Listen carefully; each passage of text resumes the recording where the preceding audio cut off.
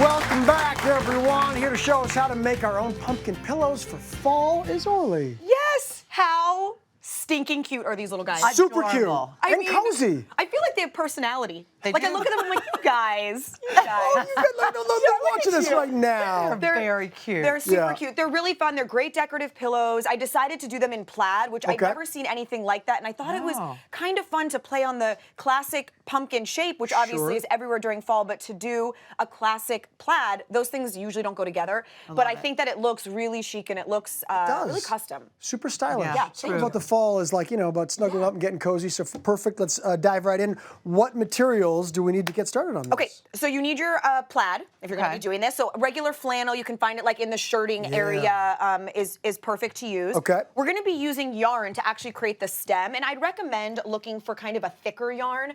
Something that's really thin, you would end up needing like 3 or 4 times as much of it. So it's just sort of something thicker is better. Okay. To create structure in the stem, we're going to use a little jewelry wire. That's optional, but I think it actually, you'll see in the end, it creates a really cool effect. Great. And then a little butcher paper or crafting paper, which is how we're going to create our pattern. Okay, speaking of pattern, let's start with the pumpkin. So what you want to do is you want to consider what shape of pumpkin you want. And actually, if we could take a shot down on this table down below, you see these sort of like, this is that kind of flat and smushed gourd shape, and then the classic, taller, rounder pumpkin. Yeah. I would say decide and mix and match those 2 different shapes if you can. So you can see there, I've done that. I have some that are more basketball round shaped and some that are more kind of smushed down shaped. I love it. So when you're doing it, an easy way to create it is to create a perfect circle. Yep. So you can see on the pattern here, and then you kind of shave out that top center part and then flatten out the bottom.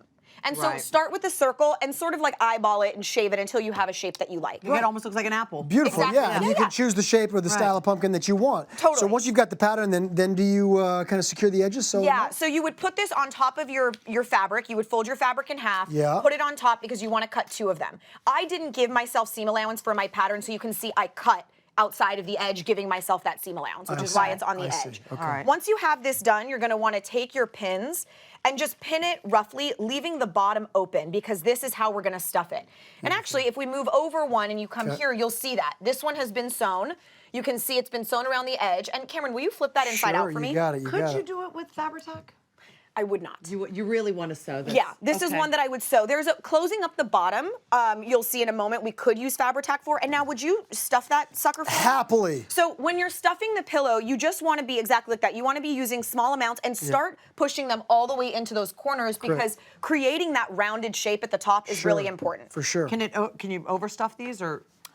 Well, actually, Debbie, that's a good point. You want to stuff it. This is about right. So this one's done. It's been stuffed. It's not super rounded because we are gonna try to create some ridges in there. And So if it's don't try to really make it look too intense. Okay, So beautiful. we can pretend that you're Let's done. just say I finished because I'm having a good time, but I Yeah. haven't quite finished You're yet. enjoying yourself. But there's something very satisfying isn't it? about this.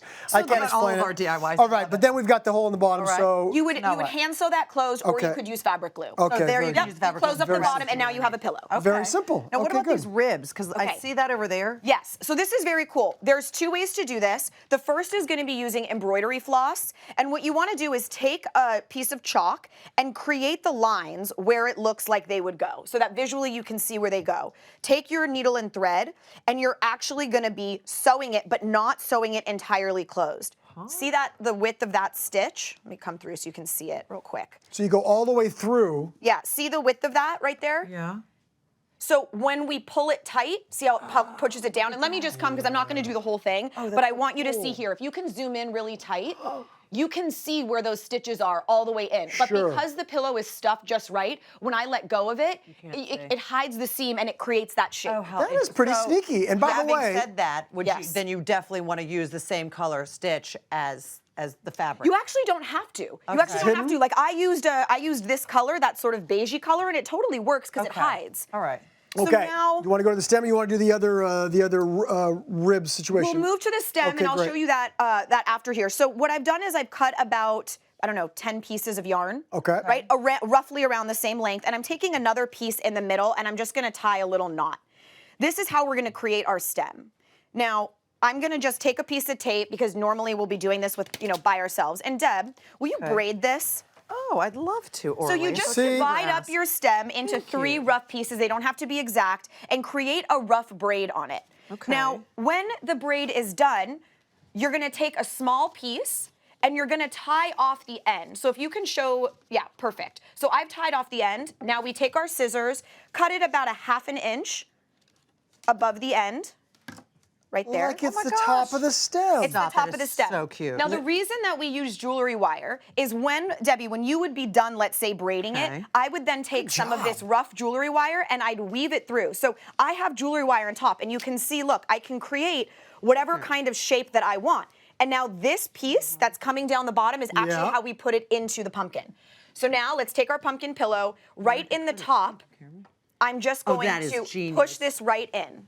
That's a really great idea. And now it stays, not only does it hold it in place, but now this is my stem, which I can create in any shape I want. Are you kidding me? And you're just gonna push it down as far as you can. And if, by the way, when you push it down, you see a little bit peeking out, just cut it. These Right. are really soft wire. A little bit of regular scissors will work. Oh my gosh. And I would just put fabric glue under here to make sure that it doesn't slide out. Right, so that way And then it that's stays it. nestled in.